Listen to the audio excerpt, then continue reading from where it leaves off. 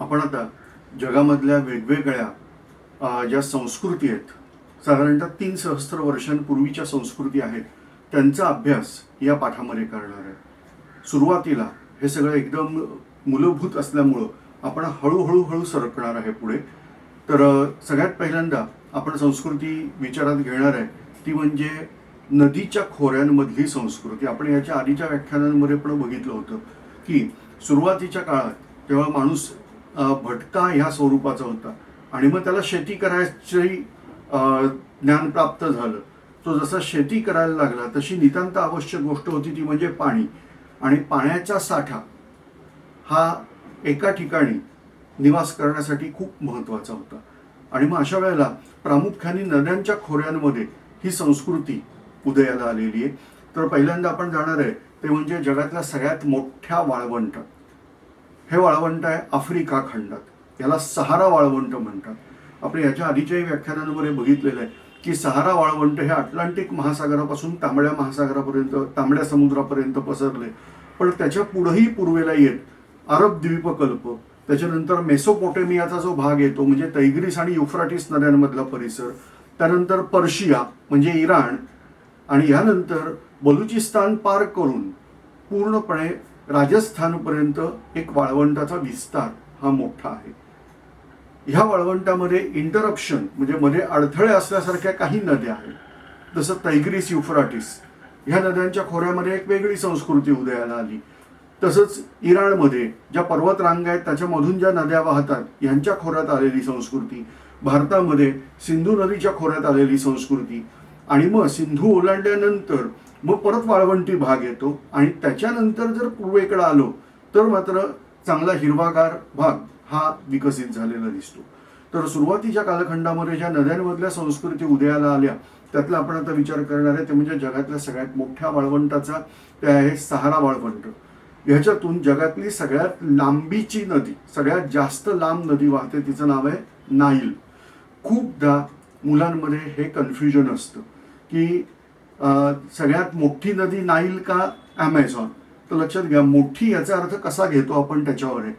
जर जास्ती पाणी आणते ह्या अर्थाने जर घ्यायचं झालं तर अमेरिका खंडात, दक्षिण अमेरिका खंडात जी ॲमेझॉन नदी आहे ही सगळ्यात मोठी नदी आहे.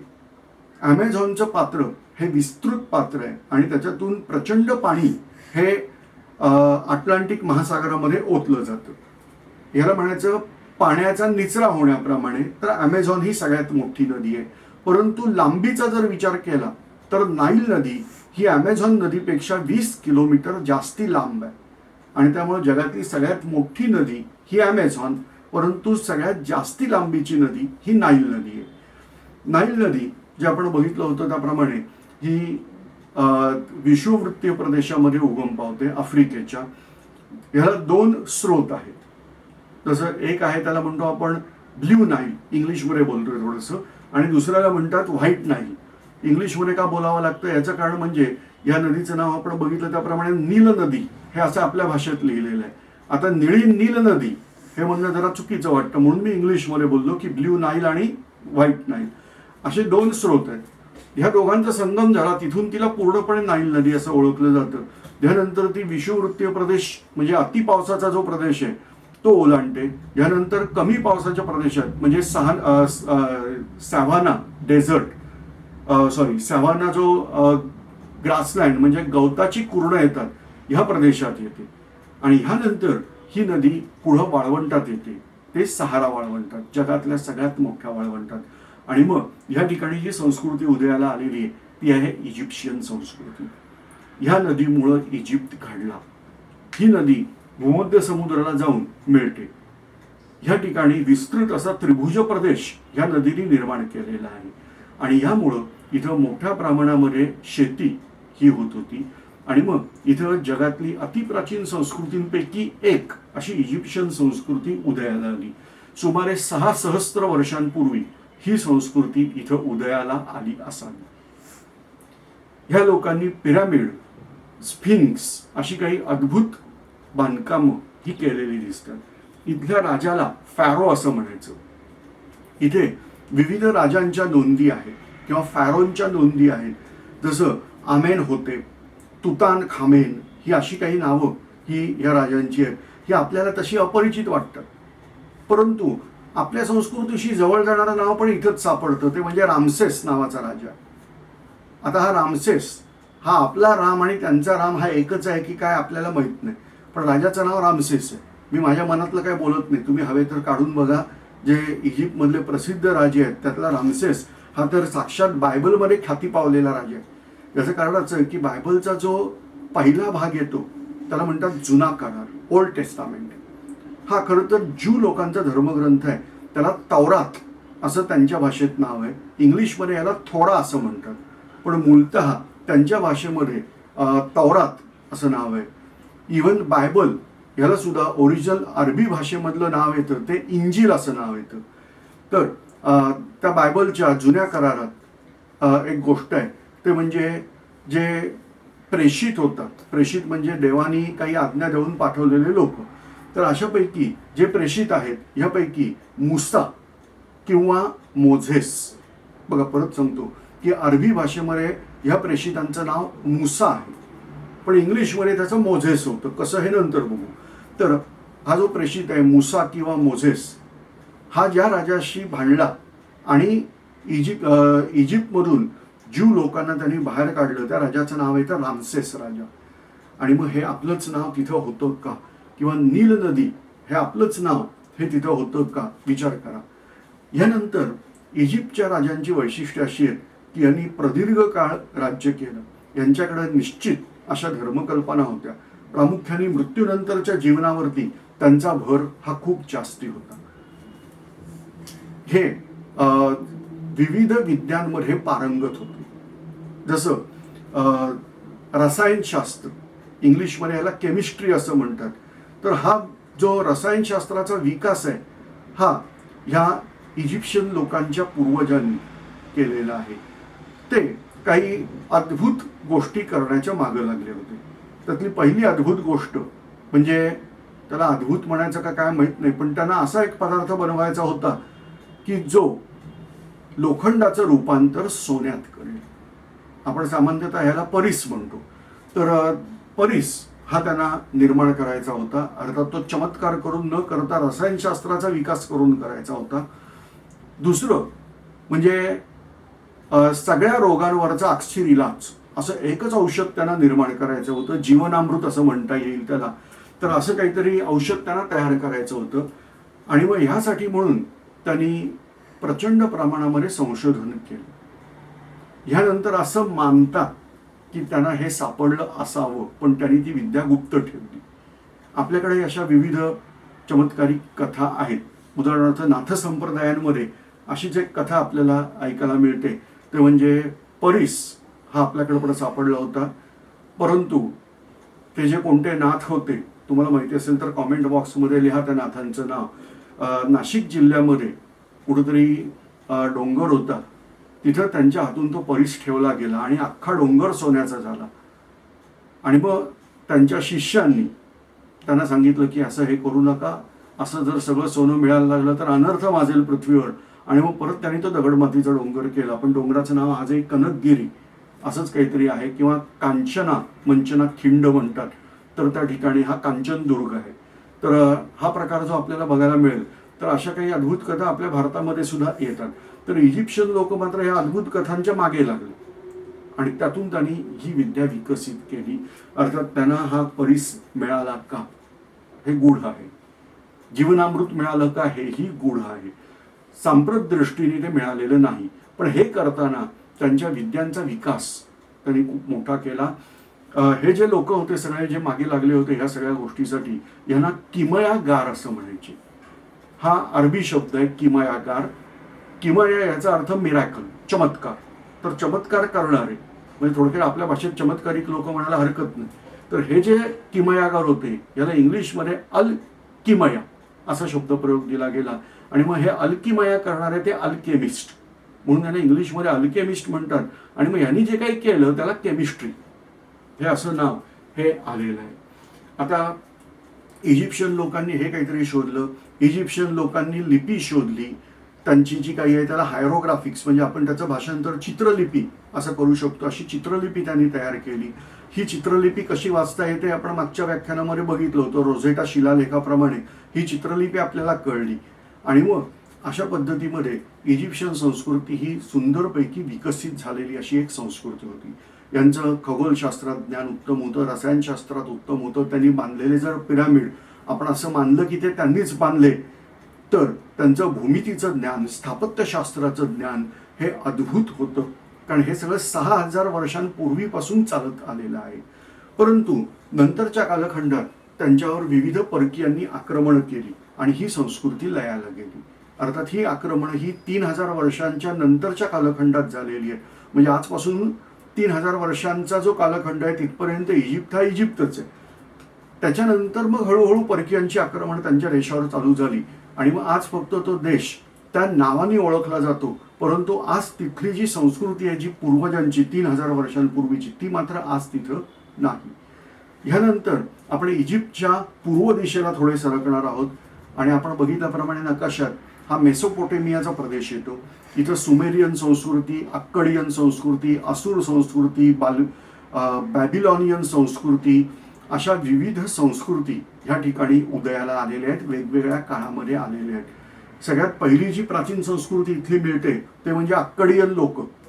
अक्कड नावाचं शहर आहे म्हणून त्यांना अक्कडियन लोक म्हणतात. तर तसं तो प्रदेश. यानंतर सुमेर भाषा बोलणाऱ्यांना त्यांनी जिंकून घेतलं, मग त्या सुमेर भाषा बोलणाऱ्यांना सुमेरियन असं म्हणतात. प्रदीर्घ काळ इथं असुर लोकांचं राज्य राहिलेलं आहे. आणि मग आपण बघितलं होतं त्याप्रमाणे असुर नासिरपाल, असुर महिपाल, असुर बनिपाल ही अशी काही राजांची नावं ही तिथल्या आपल्याला मिळतात. आणि मग परत प्रश्न पडतो की हे खरोखर आपल्या पुराण कथांमध्ये जी काही वर्णनं केली जातात असुरांची ती हीच आहेत का? पण गंमत अशी आहे बघा की ह्या प्रदेशामध्ये असुर हा शब्द देव या अर्थाने ओळखला जातो. म्हणजे त्यांच्या दृष्टीने असुर म्हणजे देव, ही बरोबर उलटी गोष्ट ही त्यांच्याकडे होते. आपल्या दृष्टीने असुर म्हणजे राक्षस ह्या अर्थाने ओळखलं जातात. याचं कारण म्हणजे असुर लोकांचं जे युद्धतंत्र होतं त्या युद्धतंत्रामध्ये अत्यंत क्रौर्य ह्याला क्रमांक 1 होता. जित लोकांना म्हणजे ज्यांना त्यांनी हरवलं युद्धात अशा लोकांबरोबर अत्यंत क्रूरतेने हे लोक व्यवहार करत होते. हे क्रौर्य एवढं भयानक होतं की त्याला घाबरूनच समोरच्याने आपल्याला शरणागती दिली पाहिजे, ही त्यांची मनोधारणा होती. आणि म्हणून असुर लोकांचं वैशिष्ट्य हे त्यांचं युद्धातलं क्रौर्य हे दिलं जातं. ह्यानंतर तिथंच पुढं बॅबिलोनियन संस्कृती, बॅबिलॉन शहर होतं त्याच्यापासून जी तयार झाली त्याला बॅबिलोनियन संस्कृती असं म्हणतात. बायबलच्या जुन्या करारामध्ये ज्या हँगिंग गार्डन चं वर्णन केलं जातं ते बहुधा बॅबिलोनियन संस्कृतीच्या काळात वस्तुस्थिती असावी असा अंदाज इतिहासकारांना वाटतो. ह्यानंतर पूर्वेकडे आलो की पर्शियाचं साम्राज्य तयार आहे. पर्शिया ही एक अतिप्राचीन संस्कृती आहे. याचं नाव जे पर्शिया आहे हे ग्रीक भाषेतलं नाव आहे, परंतु त्याचं जे मूळ नाव त्या देशाचं आहे ते आहे पार्स. आपण बघितलं होतं भारताच्या पश्चिमेला हा देश येतो. जुन्या संस्कृती पूर्वाभिमुख होत्या भारतातल्या हे जर धरलं तर पार्श्व ह्या शब्दाचा अपभ्रंश पार्स हा झाला आणि याप्रमाणे ह्या देशाला पार्स हे नाव मिळालं. म्हणजे थोडक्यात त्यांच्या देशाला नाव ठेवण्याचं काम हे आपण केलेलं आहे. जसं या ठिकाणी झरतृष्ट या नावाचा एक धर्मसंस्थापक झाला. झरतृष्ट हा अत्यंत महत्त्वाचा धर्मसंस्थापक आहे. याचं कारण असं आहे की त्या काळी जे धार्मिक प्रश्न पडले होते यातल्या बऱ्याचशा धार्मिक प्रश्नांची उत्तरं ही झरतृष्टांनी दिलेली आहेत. एक उदाहरण म्हणून देतो की देव कसा आहे याबद्दल प्राचीन काळातल्या ज्या संस्कृती आहेत, विशेषतः हे जे सेमाइट लोक आहेत, सेमाइट म्हणजे लक्षात घ्या जे अरब द्वीपकल्पामधले जे लोक आहेत यांना सेमाइट लोक असं म्हणून ओळखलं जातं. त्यांचा जो मूळ पुरुष आहे तो सेम या नावाचा आहे म्हणून त्याला सेमाइट असं म्हटलं जातं. तर हे ज्या संस्कृती आहेत तर यांच्यामध्ये एक असा प्रश्न होता की देव हा दयाळू आहे. तुम्ही जर वाईट वागलात तर देव तुम्हाला शिक्षा पण देतो, पण अदरवाईज देव हा दयाळू आहे. देव हा माणसाचं हित करणारा आहे. आणि मग अशाला प्रश्न पडतो की जर देव हा माणसाचं हित करतो तर माणसाला आजारी पडणारा कोण आहे? माणूस आजारी कशामुळे पडला? आजारपण आल्यावर बरं केलं म्हणून देवाला नमस्कार करायचा, पण ते आजारपण येतच का? आणि मग ह्यासारख्या जे प्रश्न आहेत की मानवाला संकटात टाकणारा कोण, ह्याचं उत्तर झरतृष्टानी अतिशय सुंदर रीतीने दिलेलं आहे. त्यांनी सांगितलंय की जगामध्ये बघा, एक पॉझिटिव्ह गोष्ट असते, त्याच्याबरोबर निगेटिव्ह गोष्ट होते. हे लक्षात घ्या. किती प्राचीन काळी सांगितले मलाही माहीत नाही, कारण झरतृष्टाचा निश्चित कालावधी उपलब्ध नाही, पण इतिहासकार मानतात त्याप्रमाणे तो बऱ्यापैकी जुना असावा. तर ह्या झरतृष्टानी जे सांगितलेलं आहे त्यानुसार धन गोष्टी आहेत तशा ऋण गोष्टी आहेत. आजही भौतिकशास्त्र पण हेच मानतं. लक्षात घ्या, ज्या वेळेला थोडंसं इंग्लिशमध्ये बोलायला लागेल मला, पण आपण म्हणतो की वस्तुमानाचं रूपांतर ऊर्जेत होतं किंवा ऊर्जेचं रूपांतर वस्तुमानात होतं. आईन्स्टाईनचा सिद्धांत आहे E=mc². तर ह्यामध्ये ज्या वेळेला ऊर्जेचं रूपांतर वस्तुमानात होतं त्यावेळेला एक धनकण निर्माण होतो तर दुसरा ऋणकण निर्माण होतो. आणि मग भौतिकशास्त्रामध्ये पण आपण असंच म्हणतो की इलेक्ट्रॉन आहे, इलेक्ट्रॉन हा ऋणप्रभारित कण आहे. तसा धनप्रभारित कण इलेक्ट्रॉन सारखाच सेम टू सेम अतिशय इलेक्ट्रॉन सारखा परंतु केवळ प्रभार धन असणारा कण आहे, त्याचं नाव आहे पॉझिट्रॉन. मग याला म्हणायचं पार्टिकल इलेक्ट्रॉन आणि अँटी पार्टिकल पॉझिट्रॉन. तर तसं जगामध्ये जसं देव आहे तसा दानव आहे, इव्हिल. हे त्यांनी सरळ सरळ उत्तर दिलं. म्हणजे तुम्ही आजारी पडलात तर ते इव्हिलमुळं, तुम्ही मेलात तर इव्हिलमुळं, जगलात तर देवामुळं. साधारणतः ह्या स्वरूपाचं तत्वज्ञान, अगदी असं नाही पण ह्या स्वरूपाचं तत्वज्ञान ह्या झरतृष्टानी दिलेलं आहे. तर झरतृष्ट हा उच्चार हा या ग्रीक लोकांना किंवा युरोपियन लोकांना करता येईल. एवढा मोठा कॉम्प्लिकेटेड उच्चार, त्यांनी त्याचा आणखीन कॉम्प्लिकेटेड उच्चार केला, झोराष्ट्र. आणि मग त्याला म्हणतात झोराष्ट्रियन पीपल, जे झरतृष्टाचे अनुयायी या अर्थाने झोराष्ट्रियन पीपल, किंवा आपण त्यांना पारशी लोक म्हणतो. पारस देशातून आलेले ते पारशी, हा सोपा शब्द प्रयोग आहे. तर हा असा महान धर्मसंस्थापक यांनी ही धर्मसंस्थापना केली. यानंतर इराणमध्ये या धर्मामुळं लोकांमध्ये एकीकरण निर्माण झालं.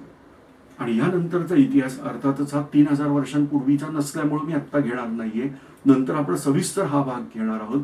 परंतु एक आंतरखंडीय साम्राज्य ह्या पारशी लोकांनी त्यावेळेला निर्माण केली. ही साधारणतः इसवी पूर्व 600च्या आसपासची गोष्ट आहे. तर एवढा मोठा प्रकार हा त्या लोकांनी त्यावेळेला केलेला आहे. आपण आता पूर्वेकडे जाऊया. इथे येते सिंधू संस्कृती. आणि सिंधू संस्कृतीबद्दल आपल्याला सविस्तर चर्चा ही पुढच्या कधीच्या तरी व्याख्यानामध्ये घ्यायची आहे. परंतु अफगाणिस्तानामध्ये काबूल इथपासून ते महाराष्ट्रामध्ये अहमदनगर जिल्ह्यातल्या दायमाबाद या ठिकाणापर्यंत सिंधू संस्कृतीचे अवशेष हे मिळालेले आहेत. म्हणजे जरी म्हणताना हिला सुरुवातीला सिंधू संस्कृती ओळखलं गेलं, कारण ही सिंधू नदीच्या खोऱ्यामध्ये सापडली, सिंधू नदीच्या काठावर नाही. नदी वेगळी, नदीचं खोरं वेगळं. एका नदीला मिळणाऱ्या सगळ्या उपनद्या आणि तिच्या वितरिका ह्या सगळ्याला मिळून नदीचं खोरं असं म्हणतात. तर सिंधूला रावी, सतलज, झेलम, चिनाब, बियास या नद्या आधी आपापसात मिळतात आणि मग सगळ्या सिंधूला येऊन मिळतात. त्यामुळे ह्या सगळ्या नद्यांचा जो परिसर आहे याला सिंधू नदीचं खोरं असं म्हणतात. यापैकी रावी नदीच्या काठावर हडप्पा नावाचं गाव आहे. या हडप्पा गावामध्ये हे पहिले अवशेष मिळाले.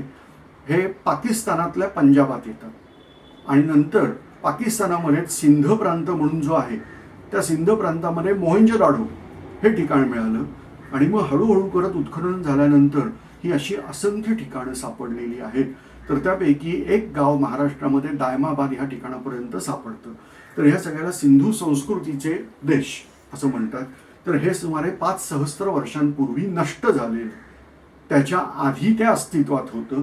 परंतु गोंधळाची गोष्ट अशी आहे की 5 सहस्त्र वर्षाच्या पूर्वी हे नष्ट झालं, पण त्यानंतर ते इसवी सन पूर्व 300 वर्षापर्यंत हा जो मधला कालखंड आहे, या कालखंडातले कोणतेही अवशेष हे भारतात सापडतच नाही. ना स्थापत्यकलेचे आहेत, ना चित्रकलेचे आहेत, ना ते कोरीव कामं, लेण्या, काहीही नाही. सिंधू संस्कृतीनंतरच्या मधल्या कालखंडामधले अवशेष कुठेही मिळत नाही आहेत आणि त्याच्याबद्दलचे रेफरन्सेसही फारसे काही मिळत नाहीत. आणि त्यामुळं आर्किओलॉजी म्हणजे पुरातत्वशास्त्र जे आहे त्यांच्यामध्ये सुद्धा हा खूप मोठा प्रश्नचिन्हाचा भाग येतो की मधल्या कालखंडामध्ये ही कला होती पण त्याचे पुरावे का मिळत नाहीत. कारण अचानकपणे अशोक स्तंभ बनवण्याएवढे आपण एकदम विद्वान झालो असंही म्हणणं शक्य नाही. परंतु तुम्ही जर का सिंधू संस्कृतीच्या काळात ज्या काही मुद्रा सापडलेल्या आहेत त्या मुद्रा जर बघितल्या तर त्याच्यावरचं कोरीव काम बघितलं तर पाश्चात्य इतिहासकार म्हणजे त्यांच्या दृष्टीने ग्रीक लोक सर्वश्रेष्ठ. त्यामुळे पाश्चात्य इतिहासकार म्हणतात की ग्रीक लोकांना 2300 वर्षापूर्वी जी कला अवगत होती त्याहीपेक्षा सुपिरियर अतिशय उच्च दर्जाची कला ही सिंधू संस्कृतीच्या लोकांना 5 सहस्त्र वर्षांपूर्वी उपलब्ध होती. तर मग मधल्या कालखंडात ही कला कुठं गेली होती एनिवे, पण ही सिंधू संस्कृती आपण याच्याबद्दल नंतर सविस्तर माहिती घेणार आहे. यानंतरची जी संस्कृती आपण बघणार आहे ती चिनी संस्कृती. चीन हा देश नावाप्रमाणेच प्राचीन असा आहे. आपण याच्या आधीच्या व्याख्यानामध्ये बघितलं होतं. चिनी लोक हे खरोखर गुणी लोक आहेत. जगामधली असंख्य संशोधनं ही चिनी लोकांच्या नावावर आहेत. उदाहरणार्थ कागद, पतंग, आकाशकंदील. कधी कधी बातम्या येतात वर्तमानपत्रामध्ये की ह्या वेळेला चिनी आकाशकंदीलच दिवाळीला वापरले जाणार. तर मुळातच ही आकाशकंदील वगैरे लावायची परंपरा ही चिनी लोकांची आहे. मग ह्या वेळेला काय दिवाळीला चायनीज फटाके वाजवणार, तर लक्षात घ्या फटाक्यांची विद्या सुद्धा चिनी लोकांनीच आणलेली आहे. तोफखाना हाही चिनी लोकांनी विकसित केला. मुद्रणकला म्हणजे छपाई हा प्रकारही चिनी लोकांनीच विकसित केला. खूप अशा काही गोष्टी आहेत ज्या चिनी लोकांनी विकसित केल्या. त्याचबरोबर अशा काही गोष्टी आहेत की ज्या त्यांनी भारताकडून शिकल्या आणि त्यांच्या तिकडे त्याचा प्रचंड विस्तार केला. उदाहरणार्थ आयुर्वेद जो आहे त्यातल्या बऱ्याचशा संकल्पना चिनी लोकांनी राबवलेल्या आहेत. उदाहरणार्थ मर्मचिकित्सा ह्या नावाचा एक प्रकार येतो. ह्या मर्मचिकित्सेला ॲक्युप्रेशर ह्या नावाखालती चिनी लोकांनी पुढे विकसित केलं. पण मुळातच ही आपली कला आहे, त्याला मर्मचिकित्सा असं म्हणतात. तर अशा असंख्य गोष्टी आहेत ह्या चिनी लोकांनी विकसित केल्या. आणि सगळ्यात शेवटी पण महत्त्वाची गोष्ट चीनच्या नावावर, कारण याचा उल्लेख न करता चिनी लोकांना, मी चायनीज फूडबद्दल बोलत नाहीये, चिनी लोकांचं नाव हे जगात नंबर 1 होतं जुन्या काळात. ते म्हणजे त्यांनी लावलेला शोध ते म्हणजे सिल्क, रेशीम ही कला. आणि मग ह्याचाच व्यापार मोठ्या प्रमाणामध्ये पूर्वीपासून झालेला आहे. महाभारतामध्ये सुद्धा आपल्याकडे चीनचे संदर्भ मिळतात. म्हणजे हा देश किती प्राचीन असेल हे तुम्हाला कळेल. अर्थातच चिनी लोकांमध्ये ह्या ज्या गोष्टी आहेत चांगल्या, तशा काही वाईट गोष्टी आहेत. आजकालच्या जगात तुम्हाला माहितीच आहे की सगळ्या जगाला पळो करून सोडणारा किंवा घरात बसवून ठेवणारा कोरोना हाही चीनमध्येच उत्पन्न झाला असा बऱ्याच जणांचा दावा आहे. चीन काय स्वतःहून सांगणार नाही की हो आम्हीच हा विषाणू विकसित केला म्हणून, पण अजूनही बऱ्याच लोकांचा संशय आहे की हा विषाणू हा चीनमध्ये तयार झाला असावा. एनिवे, यानंतर हे झालं साधारणतः आपण जे बघितलं होतं हे सिव्हिलाइज्ड वर्ल्ड, म्हणजे जिथे काही संस्कृती आहेत अशा प्रकारचं जग. ह्याच्यामध्ये कुठेही ग्रीक लोक, रोमन लोक यांचा मी उल्लेख केलेला नाही. कारण मी परत एकदा सांगतोय की हा सगळा जो भाग आहे हा सुमारे 3 सहस्त्र वर्षांपूर्वीचा भाग हा मी इथं आत्ता घेतोय. पण सुमारे 2800 वर्षांपूर्वी ग्रीसमध्ये विकासाला सुरुवात झाली. त्यामुळे आताच्या नकाशात जे तुम्ही बघताय तो ग्रीस आणि त्याच्याच पश्चिमेला इटाली किंवा रोम हा बघायला मिळतो. तर अशा रीतीने हे नंतरच्या काळात हे विकसित झाले. लक्षात घ्या भूमी होती, लोक राहत होते, पण संस्कृती ह्या अर्थाने त्यांचा जो उदय झालेला आहे तो सुमारे इसवी सन पूर्व 800 म्हणजे आजपासून सुमारे 2800 वर्षांपूर्वी हा त्यांचा विकास व्हायला सुरुवात झाली. तर ह्या झाल्या आपल्या संस्कृती. आता आपण जाणार आहोत ते म्हणजे नोमॅडिक वर्ल्डमध्ये, म्हणजेच भटक्या लोकांच्या जगामध्ये. आता आपण बघणार आहे ते म्हणजे जे भटके लोक होते त्यांच्याबद्दल.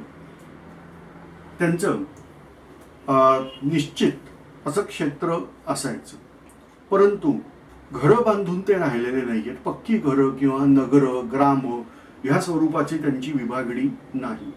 एक उदाहरण म्हणून जर द्यायचं झालं तर ज्या मंगोलियाचा आपण रेफरन्स घेतला होता, त्या मंगोलियामध्ये पहिलं शहर 12व्या शतकानंतर बांधलं गेलं. म्हणजे आजपासून सुमारे 800 वर्षांपूर्वी त्यांचं पहिलं शहर उलन बाटोर असं म्हणतात. अर्थात त्याचे उच्चार काय हे त्यांनाही माहीत नाही, काहीतरी उलन बाटोर सारखा उच्चार करतात. तर हे जे शहर आहे हे चेंगीज खानाने तयार केलेलं शहर आहे. ह्या आधी मंगोलियामध्ये शहरं पण नव्हती. आणि आजही डिस्कव्हरी चॅनलला बघा, एक चांगला एपिसोडमध्ये त्यांनी दाखवला, जर तो तुम्हाला यूट्यूबवर सापडला तर बघा, चेंगीज खानाबद्दल आहे. तर त्याच्यात मंगोलिया बघायला मिळतो. तर आजही असंच आहे की जे उलन बाटर सोडलं की बाहेर लगेचच निर्मनुष्य भाग हा सुरू होतो.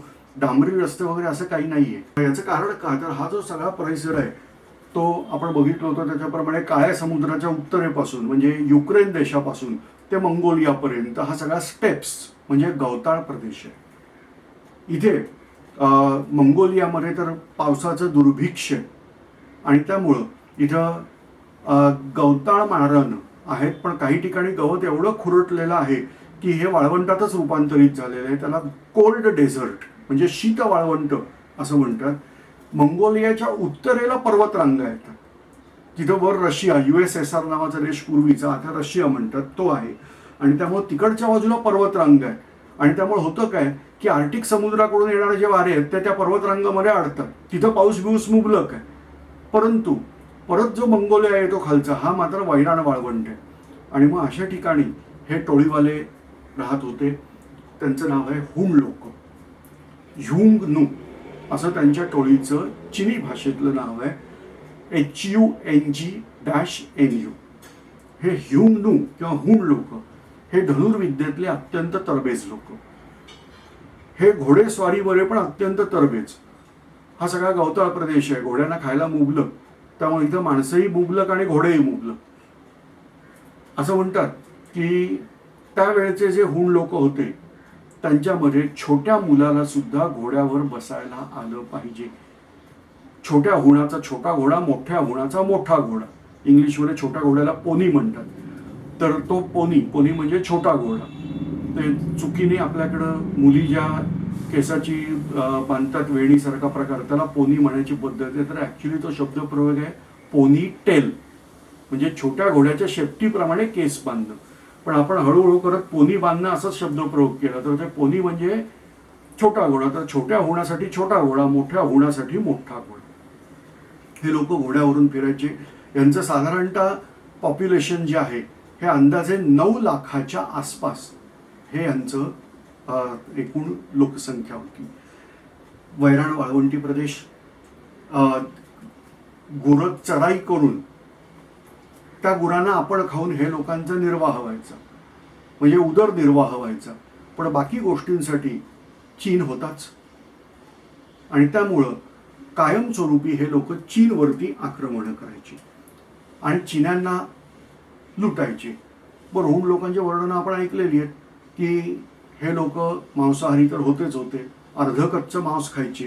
असं म्हणतात की अर्धकच्चं मांस म्हणजे नक्की काय, तर मेलेला प्राणी जो असेल त्याला घोड्यावर ठेवायचं, त्याच्या मांसाला त्याच्यावर स्वतः बसायचं आणि घोडे पळवत न्यायचे पुढं कुठं जायचं तिकडे. हे जे काही आपलं शरीर आणि घोड्याचं शरीर याच्यामध्ये जे काही मांस आहे त्याच्यावर जे घर्षण होईल, त्या घर्षणाने जी उष्णता उत्पन्न होईल त्याच्यावर शिजलेलं मांस हे त्यांचा आहार होता असं म्हणतात. ह्यांना दारू प्यायला आवडायची, तशी ती बऱ्याच जगातल्या संस्कृतींमधल्या लोकांना आवडते. पण यांचं दारू पिणं आणखीन भयानक होतं. हे म्हणे माणसाच्या कवटीतून दारू प्यायची आणि ती पण एका रात्रीसाठी एकच कवटी. दुसऱ्या रात्री जर दारू प्यायची इच्छा झाली तर दुसरी माणसाची कवटी पाहिजे. तुम्ही इमॅजिन करा चीनची लोकसंख्या ह्या लोकांनी किती कंट्रोलमध्ये ठेवली असेल त्यावेळेला. नाहीतर चीन ही केवढी मोठी लोकसंख्या असलेला देश आज झाला असता. तर हा जो काही प्रकार दिसतो आपल्याला की प्रचंड प्रमाणात कत्तली करणं हे मंगोल लोकांचं काम होतं. मंगोल म्हणजे हुन लोक किंवा ह्युंग नू. हे धनुष्य बाण चालवायचे आणि माउंटेड आर्चर म्हणजे घोड्यावर बसून धनुर्विद्येमधले एक्सपर्ट, विविध युद्धतंत्रातले एक्सपर्ट. म्हणजे आपण जशा होळीला बोंबा ठोकतो तसा प्रचंड आरडाओरडा करायचा आणि शत्रूचं डोकं उठवून टाकायचं. म्हणजे आपण रणगर्जना वगैरे म्हणतो तसं नाही, भुंकायचं. म्हणून तर इंग्लिशमध्ये या लोकांचं वर्णन बार्बेरियन हे असं केलेलं आहे. बार्बेरियन म्हणजे बार्किंग पीपल, भुंकणारे लोक, हे असं काहीतरी वर्णन हे केलं जातं. त्यांची युद्धतंत्र जाम प्रगत होती, बाकी कशात प्रगती नाही, पण युद्धामध्ये हे जबरदस्त प्रगत होते. सैन्याचे ते छोटे छोटे विभाग करायचे आणि मग हल्ले करायचे. पहिली टोळी दमली की दुसरी टोळी, मग तिसरी टोळी, म्हणून आपल्याकडे बरेचदा त्यांचा उल्लेख टोळीवाले लोक असा पण केला जातो. तर ह्या अशा टोळ्या यायच्या. त्यातून जर वाटलं की शत्रू जास्ती बलाढ्य आहे तर ह्या टोळ्या माघार घ्यायला सुरुवात करायच्या आणि अर्धचंद्राकृती रेषेमध्ये, रेषेत नाही वक्र रेषेप्रमाणे ते मागे मागे होत जायचे आणि ठराविक अंतर मागे गेले की ते परत उलटे यायचे. तोपर्यंत शत्रू विस्कळीत झालेला असतो आणि परत हल्ला करून युद्ध जिंकायचं. ह्या अशा विविध प्रकारच्या युद्धनीतीमध्ये हे लोक तज्ज्ञ होते. परंतु चिनी लोक हे दीर्घोद्योगी लोक आहेत, अत्यंत मेहनती लोक आहेत. हुणांची भीतीच इतकी जबरदस्त होती की पार त्या टकलावाला मकान नावाची जागा आहे ते चीनमध्ये, तिथपासून ते पॅसिफिक म्हणजे प्रशांत महासागरापर्यंत चिनी लोकांनी मोठीच्या मोठी भिंत बांधली. आपण याला चुकीनी भिंत म्हणतो, याला खरं तर तटबंदी म्हटलं पाहिजे. ही 3,000 किलोमीटरपेक्षा जास्ती लांबीची आहे. आजकाल व्हॉट्सअपवर जे मेसेज येतात त्याच्यात ह्याला उगीच लहान करून टाकतात, 300 किलोमीटर एवढं लहान करून टाकतात. तेवढं नाहीये. तुम्ही ओरिजिनल चीनच्या संकेतस्थळावर जाऊन बघा, त्याची लांबी प्रचंड मोठी आहे. आणि एवढी मोठी भिंत आपल्याकडे जर शहरातले लोक आहेत त्यांच्यासाठी की मजली म्हणजे किती मजल्याची बिल्डिंग असेल याप्रमाणे उंची मोजली जाते, तर सुमारे 4 मजल्याच्या बिल्डिंग इतकी उंची या भिंतीची काही ठिकाणी आहे. डिपेंड की ज्या ठिकाणी पर्वतरांगा येतात त्या ठिकाणी नैसर्गिक आधार घेऊन फार कमी उंचीची भिंत आहे. ज्या ठिकाणी पर्वतरांगा नाही आहेत अशा ठिकाणी काही काही ठिकाणी ही भिंत 4-4 मजली बिल्डिंग इतकी पण उंच ही गेलेली दिसते. आणि मग ह्या भिंतीचा आधार घेत म्हणजे तटबंदीचा आधार घेत हुन लोकांना चीनमध्ये प्रवेशबंदी केली गेली. चीनचा हा आदर्श नंतर बऱ्याचशा संस्कृतींनी घेतलेला आहे. उदाहरणार्थ खूप उशिरा कालखंडामध्ये रोमन साम्राज्य जेव्हा विकसित झालं तेव्हा रोमन लोकांनी सुद्धा इंग्लंड जिंकला होता, ग्रेट ब्रिटन नाही. ग्रेट ब्रिटनचा फक्त दक्षिणेकडचा भाग ज्याला इंग्लंड म्हणतात तेवढा जिंकला होता. उत्तरेकडचा स्कॉटलंड त्यांच्या ताब्यात नव्हता. आणि मग त्यावेळेला स्कॉटलंड आणि इंग्लंड ह्याच्यामध्ये त्यांनी ही भिंत बांधली होती.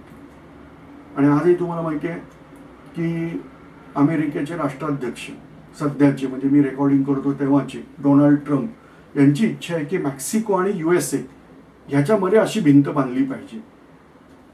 तर एनिवे, तर ही भिंत बांधल्यामुळं हुन लोकांना मनमुराद चीनमध्ये घुसणं शक्य झालं नाही.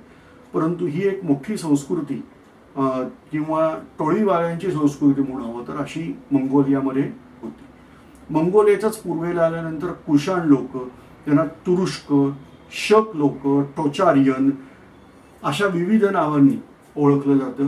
हे तुरुष्क चिनी भाषेमध्ये ह्याला युची YUECHI या नावाने ओळखलं जातं. युची लोक म्हणतात. हेही धनुर्विद्येतले पारंगत आहेत आणि यांच्याच पश्चिमेला गेल्यानंतर मग येतात ते म्हणजे सिथियन किंवा शक लोक. आपल्याकडं ह्या सगळ्या लोकांचा कधी ना कधीतरी उपयोग इतिहास शिकताना होणार आहे. अदरवाईज त्यांचा उपयोग नाही, त्रासच झाला आपल्याला. पण इतिहास शिकताना यांचा उपयोग आपल्याला होणार आहे. म्हणून ही फक्त विविध संस्कृतींची ही ओळख आहे. अर्थात ह्या सगळ्या संस्कृती किंवा ही जी सगळी नोमॅड्स आहेत हे कधी काळापासून तिथं होते माहीत नाहीये. म्हणून मी 3,000 वर्षांपूर्वी पण त्यांना तिथं ठेवलेलं आहे आपल्या अभ्यासात. परंतु प्रत्यक्षात आपल्याला त्यांचा त्रास जो व्हायला लागलेला आहे तो सुमारे 2,000 वर्षांपूर्वीपासून व्हायला लागलेला आहे. तर त्यामुळं आपण हा सगळा भाग आता पुढच्या व्याख्यानांमध्ये बघूया. आत्तापर्यंत जी 3 व्याख्यानं, आपलं हे 3रं व्याख्यान आहे, ह्यामध्ये आपण फक्त एक प्रकारची संस्कृतींची ओळख ही करून घेतलेली आहे. आता आपण भारताची ओळख करून घेणार आहे. प्रामुख्याने भारतीय वाङ्मयापासून आपण सुरुवात करणार आहोत. हे अर्थात पुढच्या लेक्चरपासून. आपल्याला माहितीच आहे की व्याख्यान संपल्यानंतर परीक्षा असणार आहे. ती परीक्षा द्यायची आहे आणि त्याच्यानंतर आपला स्कोर बघायचा. यावेळची परीक्षा थोडीशी वेगळ्या पद्धतीची आहे पण त्याचं स्पष्टीकरण पुढच्या व्याख्यानामध्ये येईल. तुम्ही देऊन बघा. तोपर्यंत तुमचं डोकं चालवा. धन्यवाद.